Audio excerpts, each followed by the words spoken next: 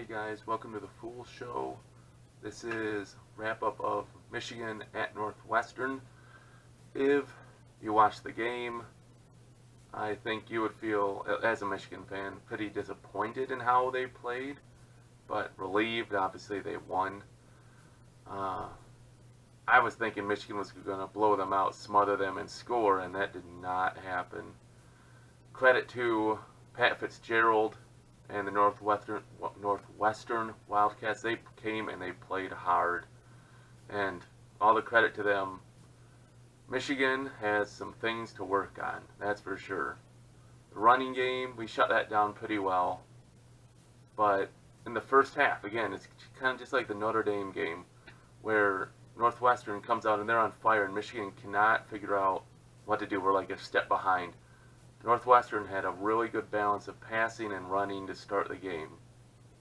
After like the 12:56 mark of the second quarter, Michigan shut them out.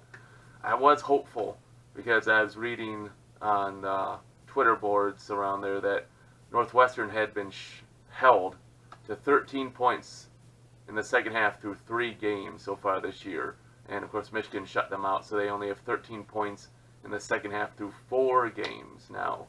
So I was hopeful when it went to halftime at 17-7 that Michigan would be able to, shut them down the rest of the way, and that's what they did.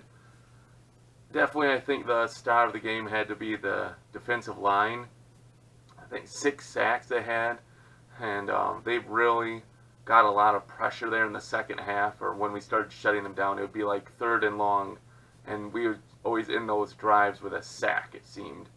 Well, we kept getting pressure on 3rd down to sack them, and that was really good.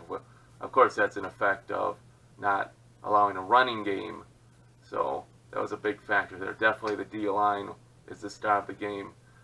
I would have to say the one of the biggest disappointments I had was our play calling, especially in the 4th quarter. We just kept doing those little dumb runs right up the middle with Higdon. Let's just run right up the middle. 1st and 10, right up the middle, 2nd and 9. Next, we get a first down like passing. 1st and 10, run right up the middle for 1 yard. I think we did it 3 or 4 straight first downs, just run right up the middle for 1 or no yards. I mean, can't we run to the side? Can't we run to that side? When are we going to do more of those jet sweeps? We kept having that wide receiver go around this way. Northwestern just kept closing in and closing in and closing in, bringing in more and more people to the box, and it's like, why can't we do something different? Same thing, kind of just to end the game there too. We come down to 4th and 1, like we couldn't get the 3rd down conversion. It's like, come on, that's what a good team needs to do, to just cancel the other team out, to give them no shot. Instead we had to punt, and of course then the announcers bring up Michigan State, and yeah, it all goes back to that. If we could have, back in Michigan State, we could have just gotten that first down on 3rd down, that run, we don't have to punt, and we win the game. So that's just something that just gnaws at me, that we can't seem to get those big 3rd down runs when we really could use them. Now, we still won the game. Thank you, defensive line. Big sack there. But again, they got down there to where they could get a Hail Mary. Of course, they didn't get it off. Sorry, off topic there. Back to this game. If you listen to the after radio show I did on my way home from my brother's house, the first thing Jim Harbaugh talked about was the phantom call on Karan Higdon for that hold. It took back a 28-yard run by Patterson, and of course then you get the 10-yard penalty too, so that's 38-yard difference. And the refs, I don't know what they were smoking. They just thought they saw someone fall down, so had to be hold on Michigan. That's the problem. I don't get why Michigan has this stereotype, this persona that we are such a dirty team, that we're cheating all the time. We get called for phantom calls way too often. Way too often. It goes all the way back to Ohio State game 2016, where we get called for these pass interferences where the ball's 5 yards thrown over their head. Well, no pass interference. It just seemed in the first half, the first drives, the scoring drives, just throw up the ball and you're going to bail them out with pass interference. Now, the first drives, we were committing those penalties. We have got to get better on form. that's something that's been a little disappointing to me this season. Is we were supposed to have this really good secondary, and it just hasn't really come together yet.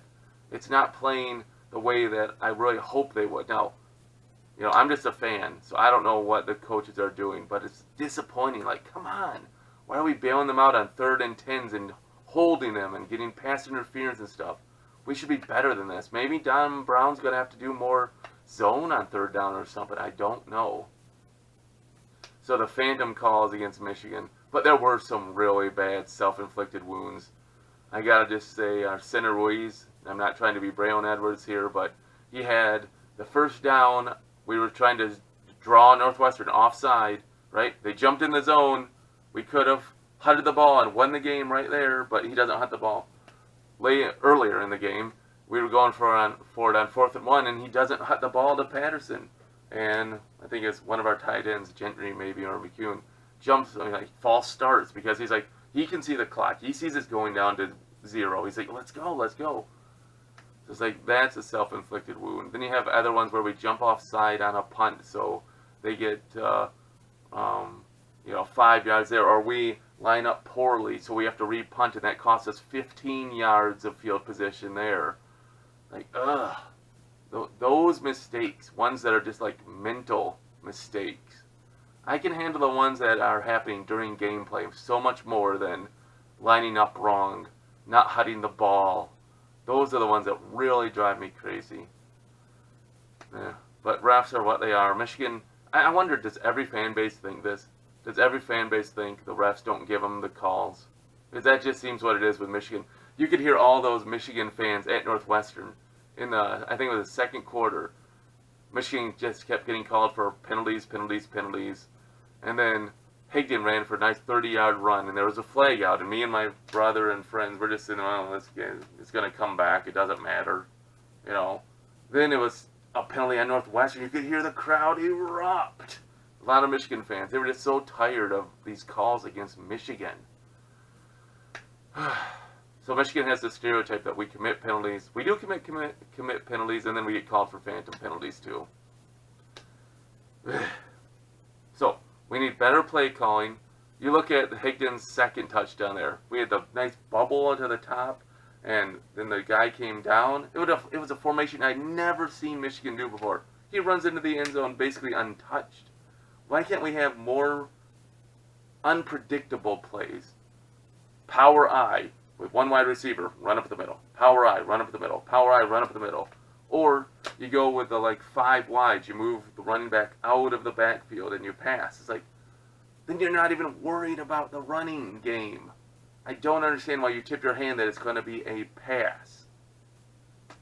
At least keep it there so that they have to honor a run. Also, Shea Patterson, he was a little inaccurate, obviously. Wish he was a little bit more accurate. He missed some big throws. We had some drops. But his feet, in the fourth quarter, his feet really paid off. He had some big runs early in the game that were called back by holds. I do like how he gets so ticked. He gets a big run and he turns around and he sees the flag and he's like, come on. You know, he's all disappointed in it. And that's how I am. So that's how it'd be. Alright. Disappointed in how we played. Hopeful that we can fix some of these things. And it's just hard to win on the road for Michigan. I really wish it wasn't so hard for Michigan to win on the road. I'm going to do a little more research and talk about that in my midweek podcast about Michigan winning on the road, or maybe I'll save it for when we go to Michigan State. But I'm just not even talking about ranked teams, but you know, all the time with Harbaugh on the road. In my mind, I'm thinking some things. I just want to check it before I put it out. Hey, what were your thoughts about the game? Put them in the comments below. If you like this video, thumbs up. If you really like it, subscribe. Thank you. And I hope you guys have a good weekend, and we'll get ready for Maryland next week. I got my brother Steve and my good friend Ben are going to the game. So hopefully they'll enjoy that game a lot more than the stressful game we had at Northwestern. All right, thanks for watching, and go Blue.